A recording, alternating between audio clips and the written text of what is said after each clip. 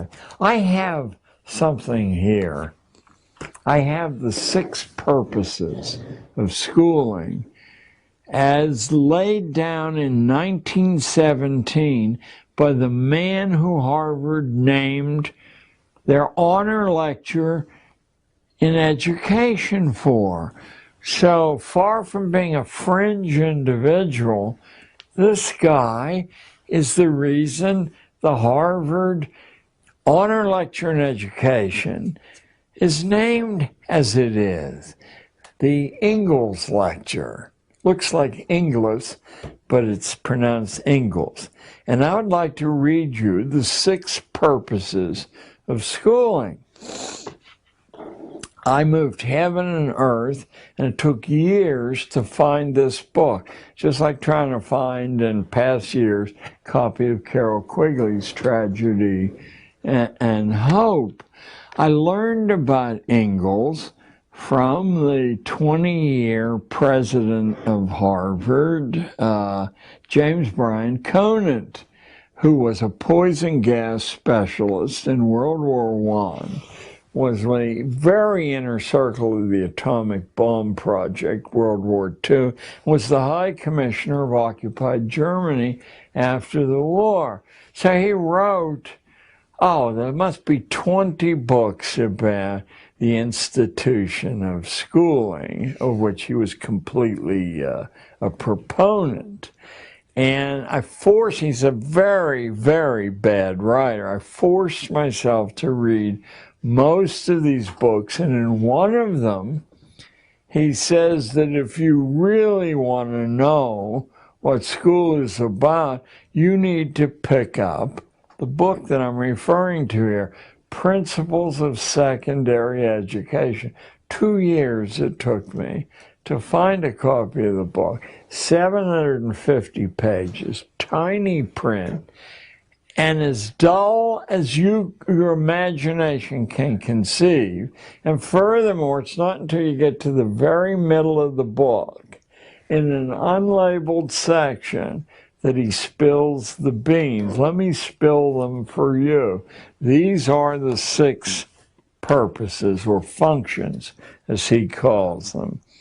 The first he calls the adjustive function. Schools are to establish fixed habits of reaction to authority.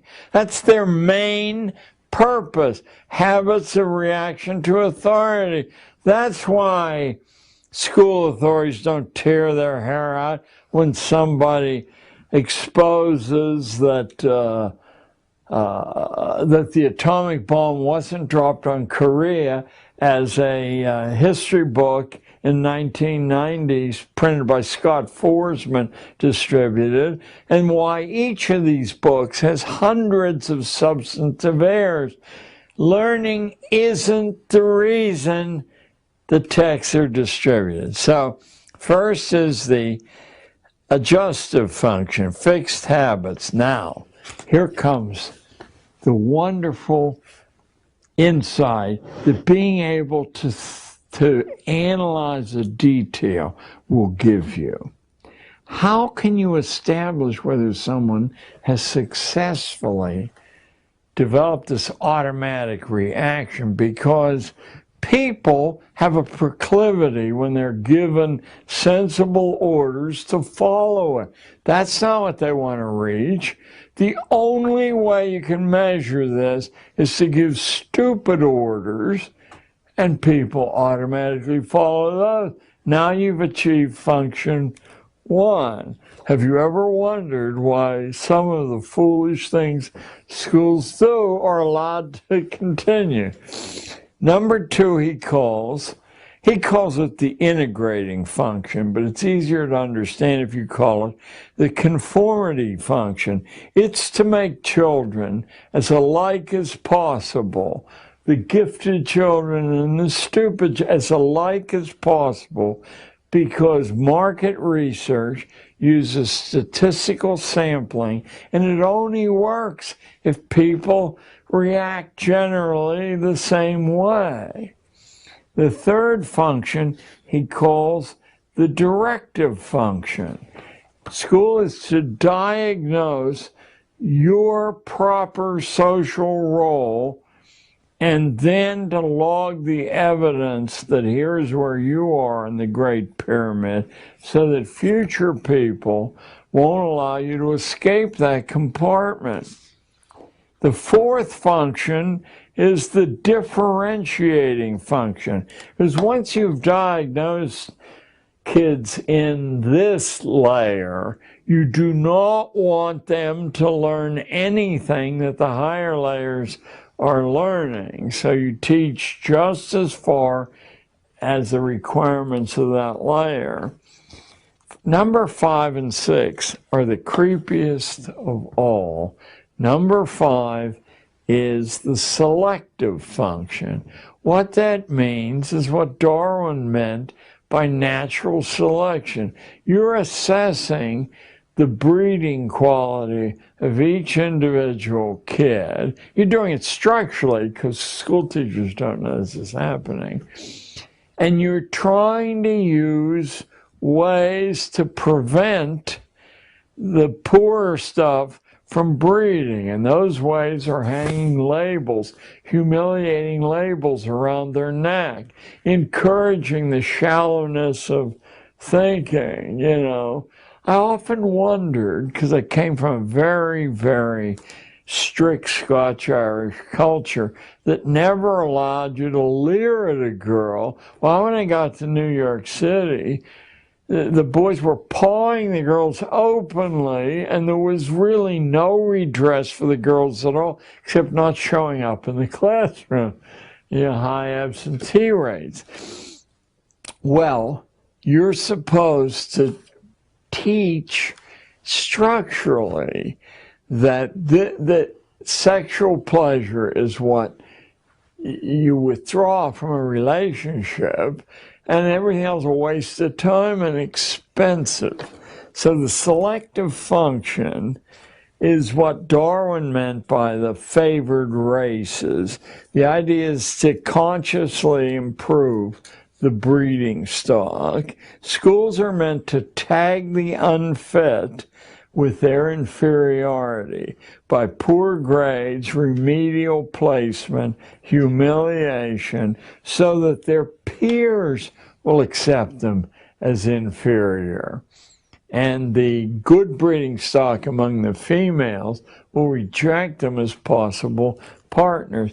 And the sixth is the creepiest of all, and I think it's partly what Tragedy and Hope is about. It's a fancy Roman name, the propaidutic function, because as early as Roman big-time thinkers, it was understood that to continue a social form required some people being trained that they were the custodians of this.